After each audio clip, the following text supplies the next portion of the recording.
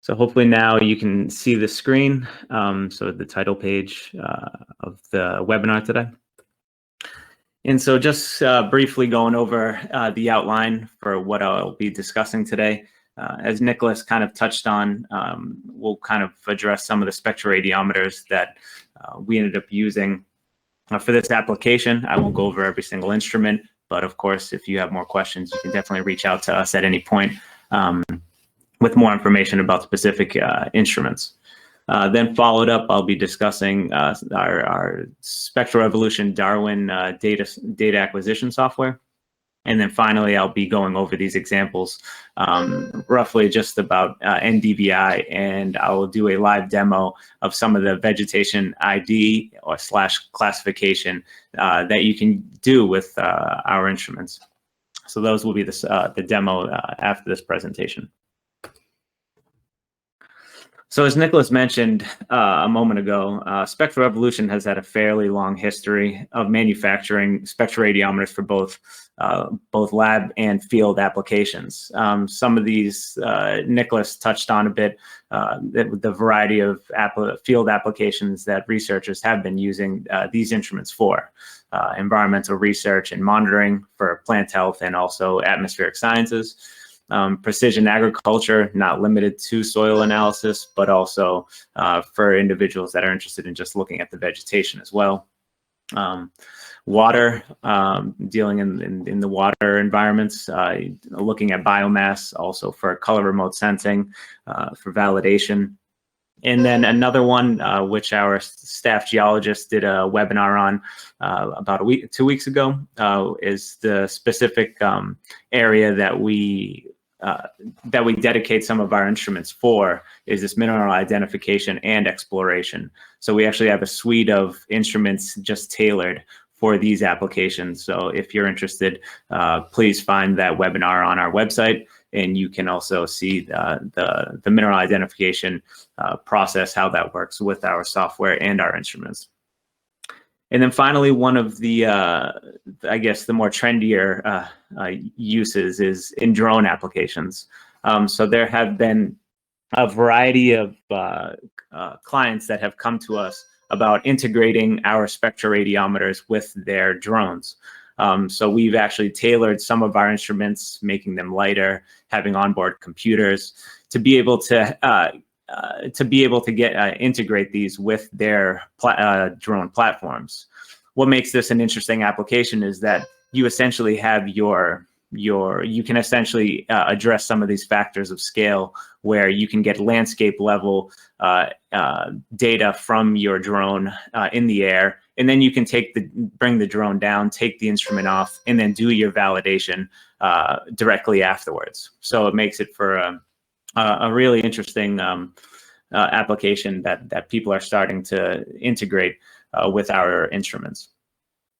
And finally, to address some of these applications, we develop an array of accessories that are designed for vegetation and soil analysis. You can see in the picture below, there's me in a salt marsh just with a pistol grip.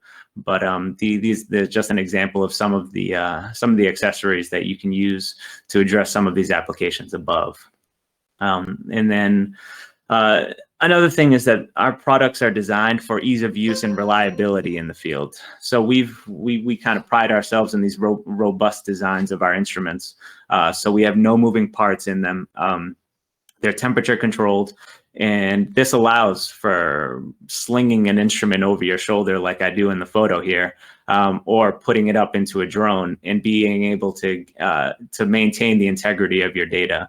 So all of our instruments are essentially designed the same way with these no moving parts.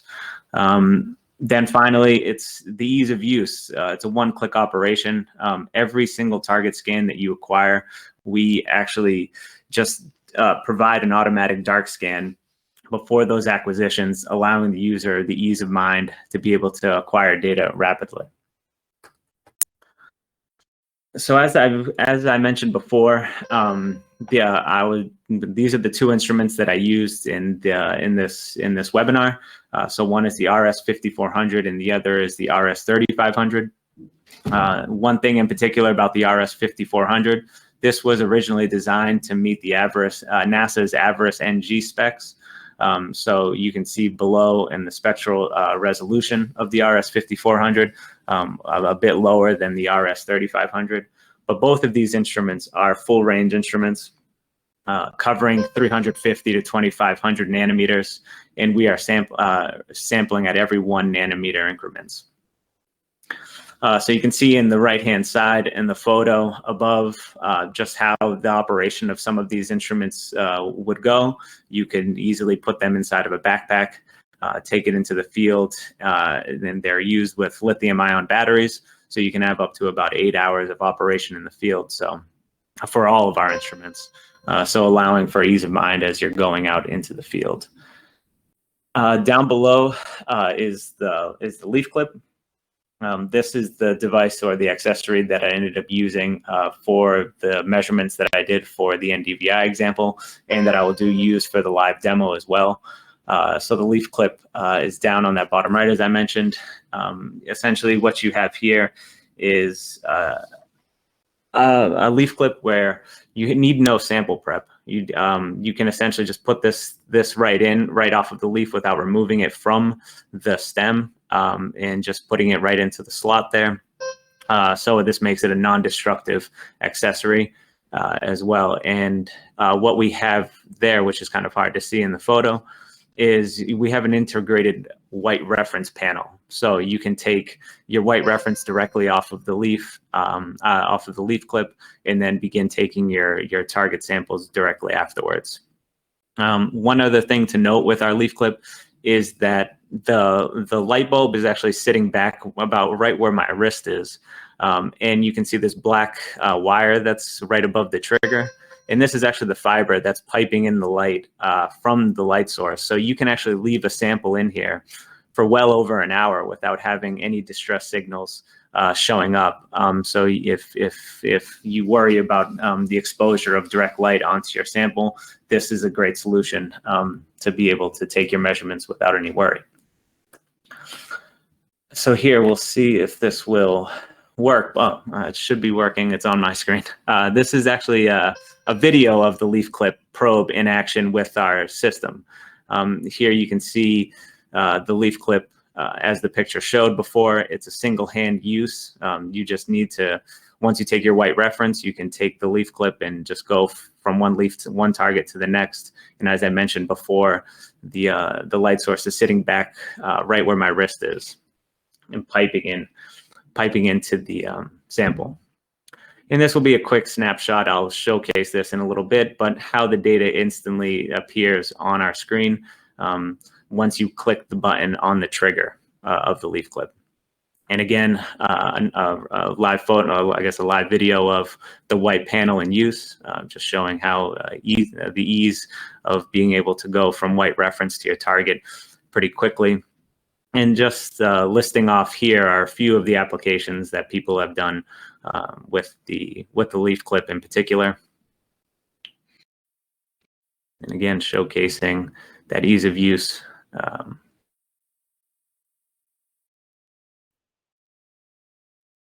And the one trigger button there to actually acquire your data pretty quickly, making it easy. You don't have to take another white reference or a dark measurement as well. It'll automatically appear just as it shows here. And I'll get into some detail here about the vegetation indices, but just to showcasing it in this video of the tool that we offer.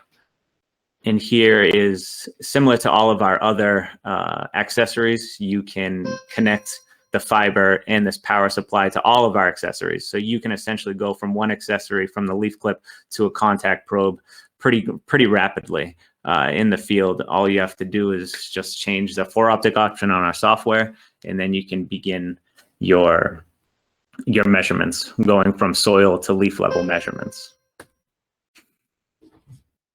All right. So that being said, in the video, there was some display of our Darwin software, which is provided with every single instrument that we manufacture. So the software runs off of Windows operating system and can be loaded on to our ruggedized tablet, which is in that photo there. And the user can decide whether they want to connect the instrument within our software via USB or Bluetooth operation. And finally, all of this data is all saved as an ASCII file, so it's easy to use in any third-party software. And down below in the picture, you can see that, well, kind of maybe hard to tell, but the Easy ID identification software comes with both our tablet as well as our PC version of the software. So this allows you to compare some of the vegetation spectral signatures to certain databases of reference, or if you'd like, you can actually create your own custom library. So while you're in the field and you want to do some identification of some materials, you can develop your own and just upload them onto the tablet and continue on your way.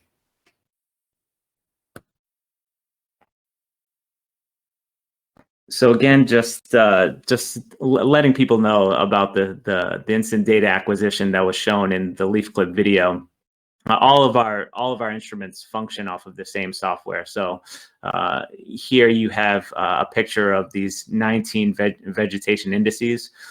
This data can actually be logged live. So you just need to set a certain function up, and then once you're ready to take your scans, you'll begin to record in an Excel spreadsheet all of these 19 vegetation indices that we have in our software currently. So if you were interested in just NDVI, for example, which I'll go over in a moment, you can record it for every single scan that you've taken throughout the day and easily take that out and display it in Excel or some other third-party data analysis reviewer.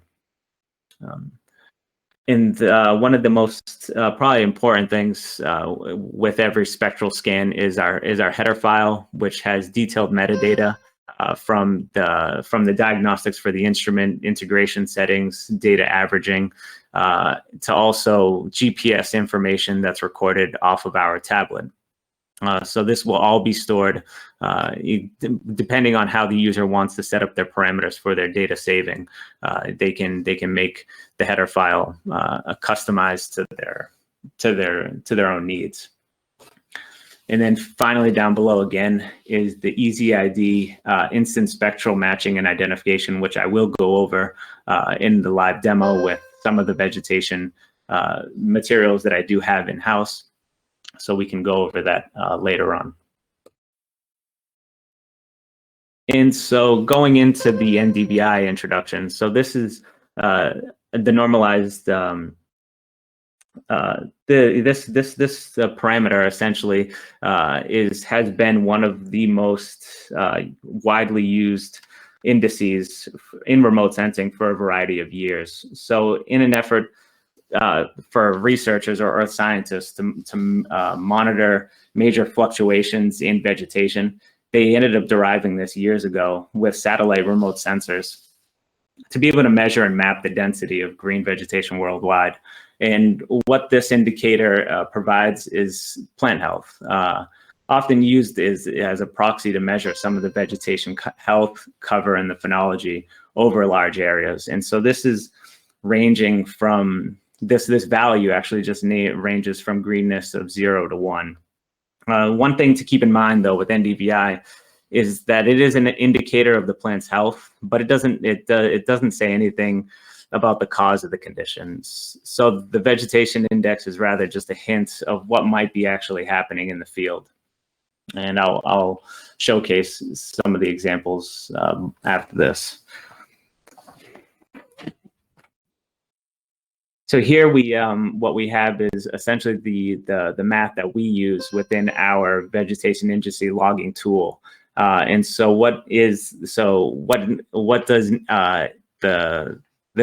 this contribute is essentially the math associated with calculating this indice is derived from the physics of light and reflection and absorption across all of these bands. So it's kind of known that the healthy vegetation reflects light strongly in the near infrared band, as shown on the right, and less strongly in the visible portion of the spectrum.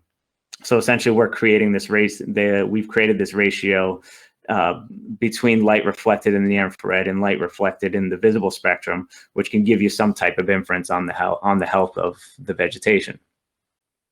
So field spectroscopy in particular relates to the measurement of the optical characteristics of a surface and provides some type of quantitative measurements of radiance, irradiance, reflectance, and transmission.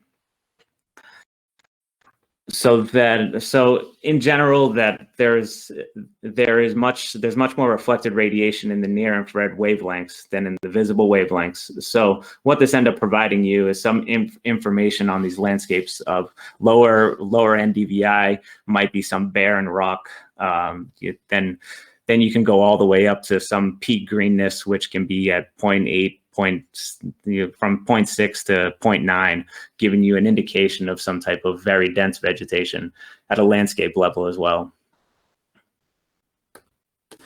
And then finally, here is the NDVI example that I provided here. So this is just an observed senescence of some of the vegetation within our office. So unfortunately, we're in a temperate environment, so it's kind of hard to find a healthy leaf outside right now.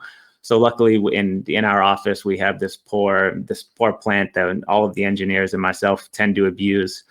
But this leaf in particular looks pretty healthy. And as you can see below, we have on the right-hand side is a multiple measurements plot where you can see just a series of these leaves that are scanned.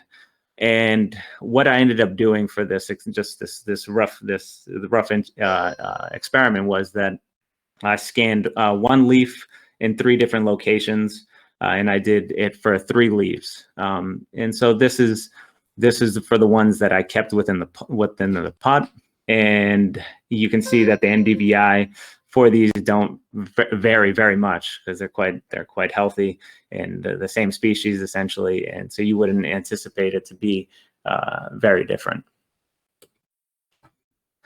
Then I have the leaf 1 week removed. Again, I've started to put the display here with just those leaves again, with the 3 different locations that I've scanned it on. And now you can begin to see that, hard to see once I get the combination of the scans together for all of these different senesced leaves.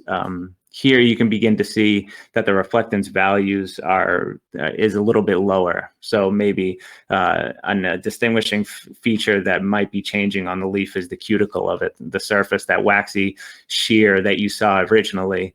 Here is now being diminished, and the reflectivity of that leaf is less. And so in this representing in the NDVI on the left-hand side, where now it's decreasing at least below 6, a little more for leaf number 2. Oops, well, I guess there's a typo there. On the left-hand side should start with leaf number 1. In the middle should be leaf number 2. So leaf number 2, maybe in more.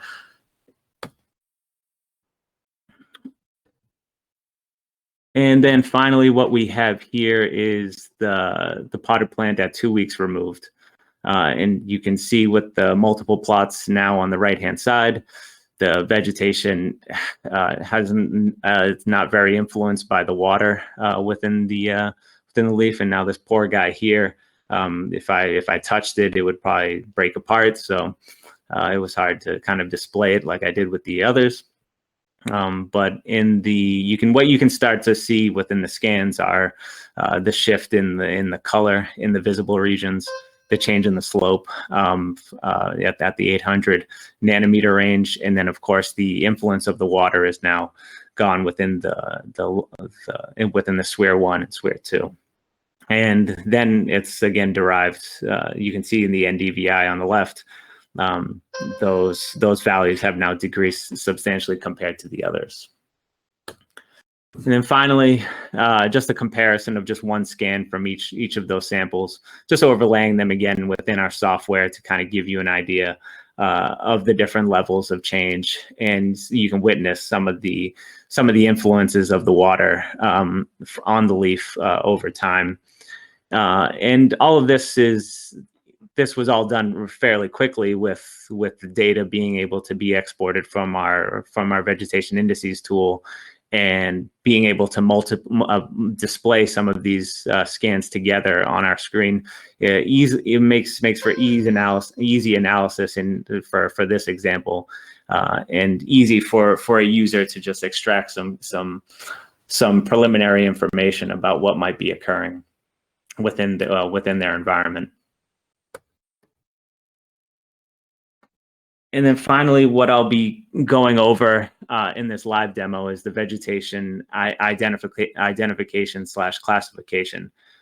So this is, in terms of remote sensing, this has always been an important tool for mapping and monitoring vegetation. It's always important to actually understand what's in your environment. And as advances in sensor technology continually to improve the information content, especially from aircrafts or even spaceborne systems, it becomes increasingly important for people in the field to be able to identify exactly what's within a certain pixel or in a specific region of interest. And so it's you can see in the picture below, this is just a photo of our salt marsh here in New England, and just an example of the different constituents that could be within a picture. And so it's important to be able to characterize these types of information.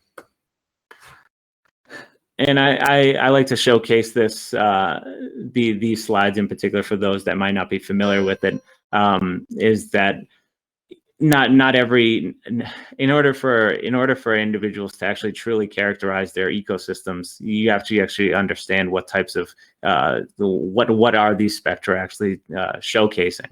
And so on the right hand side, you have, on the upper right, you have a familiar slide for probably many of you, showcasing just different water features as well as vegetation and soil. But then down below is one that I tend to always argue with the engineers here about, is that, they always tell me that every single vegetation curve is always the same, right? It tends to have these specific constituents within the vegetation that influence their spectral response, and it's showcasing this to them, is that there is actually a variance between one vegetation to the other, though there may be many similarities as well. And so this is an important thing when you're looking to do some modeling as well, in dealing with these issues, as I mentioned before in the drone application example, is that you have these factors of scale that promote the need for varying levels of vegetation observation. So from satellite to leaf, and just important to keep in mind as you go forward in your research, of course. And so for this identification and classification showcase, I'll be using our built-in libraries for vegetation as well as minerals. So here I will, once we get this loaded up, I will showcase how our software can use the information within the USGS libraries or SpecMin libraries to allow you to kind of match your spectra with known databases. And this will also, I'll showcase this, is the ability to create your own vegetation library. So if you wanted to, in the field, model your environment and create your own library, you can load it up within our software, and you can run this off of your PC or tablet in the field to be able to compare your data sets over time. Another thing is that you have the option for creating different presets to focus in on only certain regions. So as Nicholas mentioned, in red edge analysis, if you just want to focus in on the red edge for all of your vegetation, you could set these presets and observe this over time. And so for this demo, I'll be operating the RS3500 instrument. I'll show some of the retrieval and the logging of the various indices. And then I'll showcase the Easy ID with these needle leaves. So again, since we don't have much choice of vegetation just yet, so I grabbed these these two. One is a white pine, and the other one, I don't know exactly what it is, but we'll use it anyway and kind of showcase the difference on these comparisons with other libraries. Quickly, this is just our Darwin software package that comes with all of our instruments, as I described before. In here is just I already took a white reference scan, so that's why it's at 100% reflectance. And on the right-hand side, we provide all of this information in the header, but you can see it here as you're operating the instrument, different information on the temperature, the voltage, your averages, integration times, and all this information is stored with each scan that you take. So I'll go ahead and take a scan quickly of, since it's easier to bunch up these white pines, I'm just going to bunch up the white pine into the leaf clip that I showcased earlier, and I'm just going to press target here, though you could press it on the accessory as well. And you can immediately see that the spectra is displayed on the screen here on this display. And then what you can do with this information is you can go to those tools that I've mentioned earlier for the vegetation indices. And within this window or this tool, you can see that at the top is the file name. So each time you take a scan, this will populate with new information. And you can see here we have a variety of different indices that are being generated all with one click. So here you can see NDVI, our reference to the equation essentially behind how we're generating this, and you can go along with all of the other indices, and all of this data can be logged immediately with just by clicking on Start Logging in this file here. Some other features inside of here is you can customize wavelength ranges. So for here, we just have some presets on different types of satellites that you can actually adjust, or you can create your own, and then this can be exported as well once you click on that logging as well. So here I'll minimize this, and then I'll just showcase another scan. So now I will take a scan of the needle. I think it's some type of spruce, but I'm just going to stick that into the probe, and then I'm going to take this scan as well quickly. And you should see that this file here should change to file 5. Yep, and then the indices and all of these values have changed as well. So this will be logged in an Excel spreadsheet, so you would have this all available, so you don't have to worry about exporting the data yourself and doing the equation as well associated with the indice.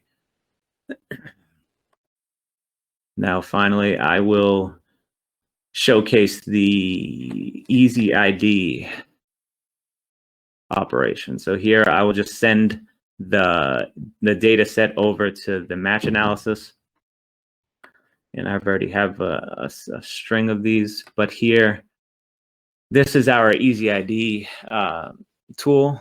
So this is an add-on to our package, our software package, and here you can load in preset libraries. So we have these USGS ones for plants, the SpecMin libraries. We have this other USGS library for vegetation, so I'll just select this one. And what's happening here is that with each scan that I take, so I'm going to take another scan here to maybe have something different. I'll do the potted plant that I showed in the example, but here you will see that I wouldn't imagine that that USGS would have my my poor kitchen plant in here, but I'm just going to showcase how one-click operation you can conduct in the field, and it would automatically try and correlate this information with something that's within the library for this USGS for this USGS vegetation library. And so you can see here you can begin to investigate certain features between the two. And you can go down below to see the correlation score between the vegetation. So I'm going to try and get this needle leaf in here and see if I can get it to match up this library. So I'm again using the leaf clip and generating the scan here. And oh, okay. So it found this log pine needle here. Which I guess I would have to look at the image to see how similar they might be, but this is at least puts me within the ballpark of something similar, of identifying the species of what this needle leaf tree might be outside of our office. So I guess I can do some investigation here with this and take a look. But this allows a user without any known information of what they're actually collecting, that they can go into these, or you can create your own. On the left-hand side, I've already taken a series of scans here, and then I can put these into a library, and then I can load it into here, into the US, where this USGS library is, and then I can continue on in the field and begin to do further investigation and modeling, essentially, of my environment and the constituents that are within there. So just a little bit in conclusion of all this, just going back to some of the Spectral Evolution's design of these instruments, which are ideal for these field applications. It's not limited to the ones that were listed above, and these are quite robust instruments to be able to just sling over your shoulder or put into a backpack or even put into a drone, to be able to model their environments. But some of the other things that we try to help with users is that they can export even more information from the software. So we try to make things as easy as possible from doing one-click solutions. But hopefully, with as we continue to grow, we hope that we can get some feedback from users or previous users or new users in helping out with maybe including more indices that might be of interest, so that each scan that you're taking, you're getting more information easily available for you. And then, of course, the Easy ID in the library builder allows for rapid classification regimes while in the field. As I showcased, I didn't know what that needle leaf was, but at least there was something within that USGS library that could provide me maybe some information. Maybe I'll look it up and take a look. Then finally, it's a simple output. All of our data comes out in ASCII format, so you can easily load it up anywhere in any third-party software for visualization. And then finally, further innovation. I mean, at Spectral Evolution, we're always continuing to want to improve our instruments and be able to meet the needs of our end users. As I mentioned with the drone application, we try to develop things in a way that can make it easier for all of you to be able to conduct your research. So feel free to let us know if there's ways that we can collaborate, or if you're a previous user of ours, how we can make things a little better, especially with if it's even as simple as adding some indices that you might be interested in. But that's about it. So I'll take any questions. If you wanted to take my email down, you can always shoot me an email as well for any of the questions as well.